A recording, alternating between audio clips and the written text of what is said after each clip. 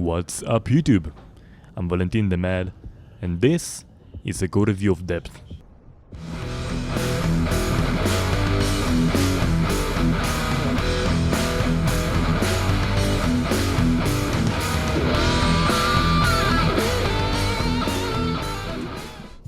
To sum up the game's concept, it's Counter-Strike Sharks, but instead of planting a bomb, you have to guard a safe opening and looting robot Steve, and fight off the sharks that aren't very fond of the idea of you looting their treasures. Or you can place the sharks and kill the divers or destroy Steve. The concept is awesome, it's done well, and I'm enjoying the game. But the main question here is how deep are the gore effects in depth?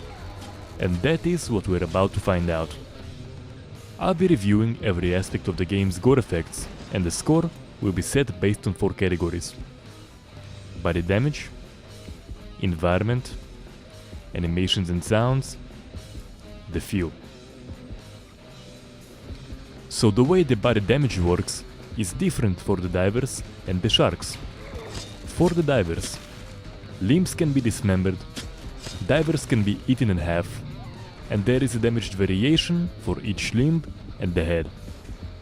The dismemberment, although limited, looks really gory and satisfying. You see the bone, meat eaten around it, and some damage even further up the limb. And when a character gets eaten in half, you will see part of the intestine. So just like in Red Orchestra 2, even though there aren't many variations to the dismemberment, it feels great just because it actually looks right. And honestly, I'll take that over many clean-looking dismemberment variations any day.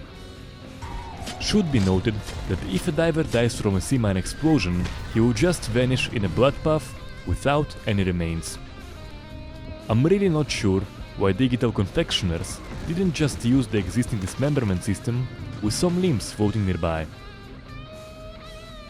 As for non-dismemberment damage, you have one variation per limb and one for the head. The looks on this one actually aren't great at all. It just looks like some generic damage rather than actual shark bites. It's good that there is no way that you will see an unscratched diver who survived the shark attack, but I do think there should have been several more variations for non-dismemberment damage. Something like 3 gore variations for each limb would do the job. As for sharks, they explode on sea mines and there are wounds on them for other attacks. Now the first thing you will notice after exploding a shark is that there is not a lot of mess left. Something like 4 to 7 pieces of meat from each shark.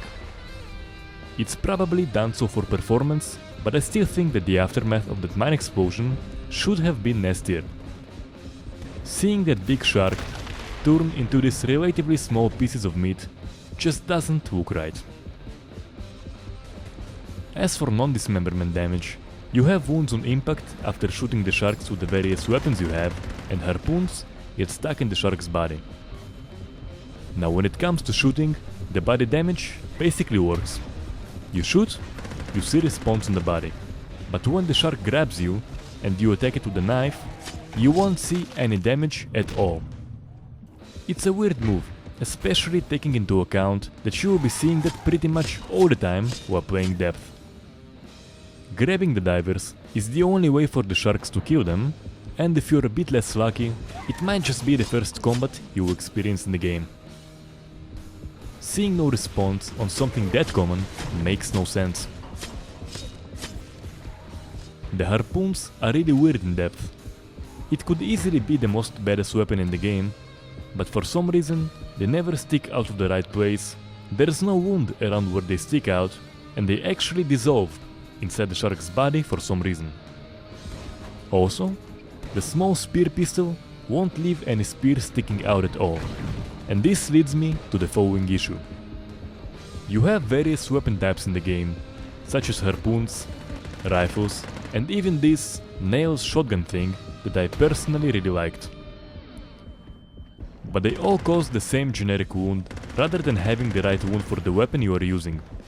And really, one of the things I absolutely loved about Soldier of Fortune 2 is that you have different wounds for rifles, shotguns, and knife cuts. I believe that something like this is very necessary in a game with different types of weapons, such as depth. Because without a proper response on the receiving end, the weapons just don't feel right. Also should be noted that the wounds will vanish after some time by default, which is really one of my personal biggest immersion breakers, but it can easily be fixed by a tweak in 2 config files. An explanation on how to do it can be found in the video description.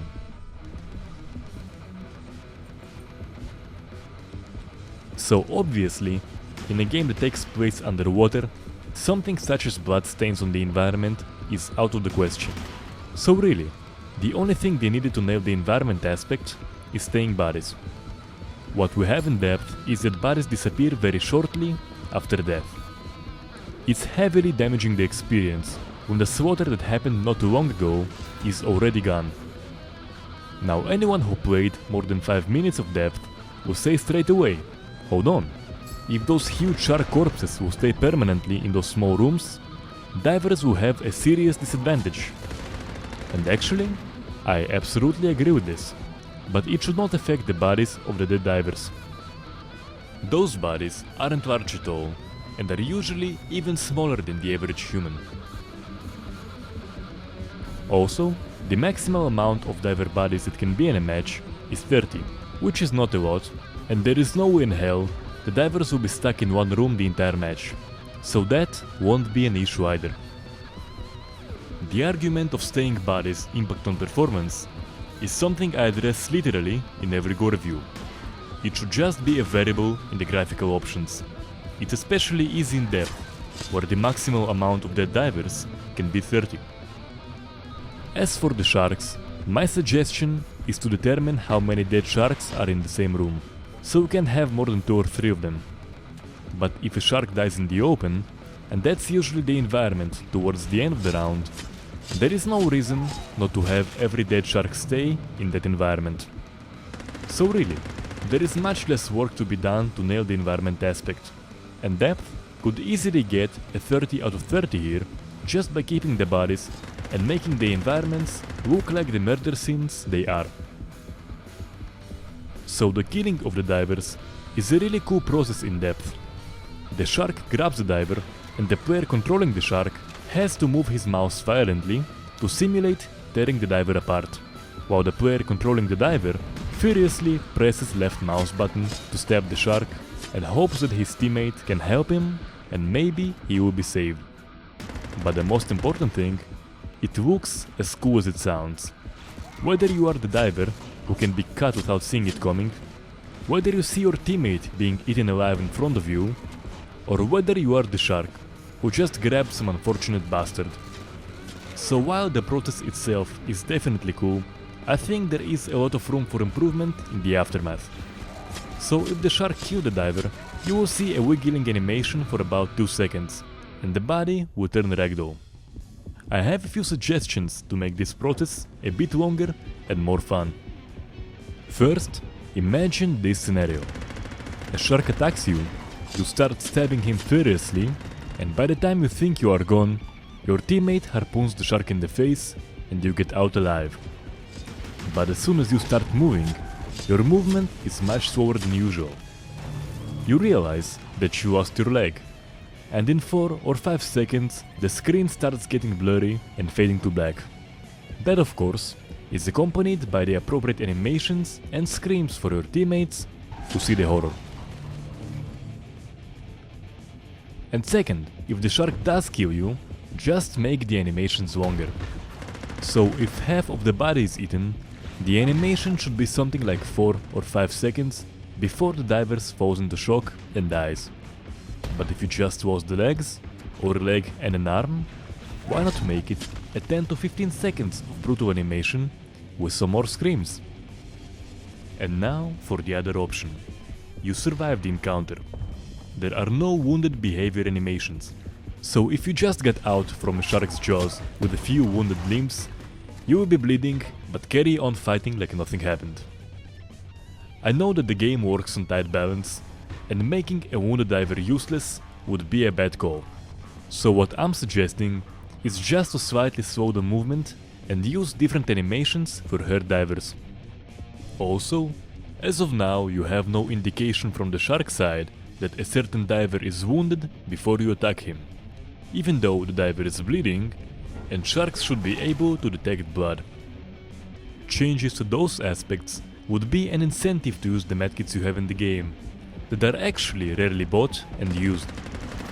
If you would know that the shot of painkillers will restore your movement to normal, and the bandage will make you no longer a shark bait, I can guarantee people will be using those a lot more often. I also noticed that there is no animation for leaving a dead shark's jaws, and that leads to a pretty rough transition. While it's not something that is very important, it gets a bit irritating seeing it happen repeatedly when playing the game. My suggestion is a 2 or 3 second animation of frantically leaving a dead shark's jaws. It's a small detail, but attention to small details is what makes the difference. The sound aspect is done really well in the game and adds a lot to the atmosphere. The diver's detector of sharks is heartbeats. The faster the heart beats, the closer the shark is. And the difference after that is whether you are the one between the shark's teeth or you hear the screams of your teammate as they are being eaten alive. The screams of pain are generally short in this game, but that's actually true to the diver's equipment that does not allow them to talk underwater. So while generally I would criticize games for short screams, it actually fits well in depth. And if something, they help deliver the feeling of how helpless is your diver underwater while being attacked by a shark. I do think there is some room to make the sounds of a dying character to be more terrifying, but what we have now definitely does the job. Other than that, the weapons sound right and the environment sounds right and underwatery, if that's even a word, probably not. Anyway, in a game like Depth, sounds have a critical part of creating the atmosphere, and I'm happy to say that Digital Confectioners did a great job in that aspect. The most basic thing that a gore system needs is actually seeing response for every attack. Then, what makes the difference is how well the response is done, and that basic thing is pretty much what we have in Depth. There is a response to most of the attacks, and there is some good diver dismemberment that I liked. But what I'm looking for is more than just basic response. Each gun and attack should feel great and deliver the proper reaction on the receiving end, and that is really the difference between a basic gore system and the one that feels great. So the score for body damage is 14 out of 30. The score for environment is 5 out of 30. The score for animations and sounds is 18 out of 30. I give the feel a score of 5 out of 10. So this gives Depth's gore system a total score of 42 out of 100. While the game's gore system has a lot of room to grow in many different aspects, Depth is still a good and intense experience that I definitely enjoy playing and would recommend to anyone who digs the concept and the setting.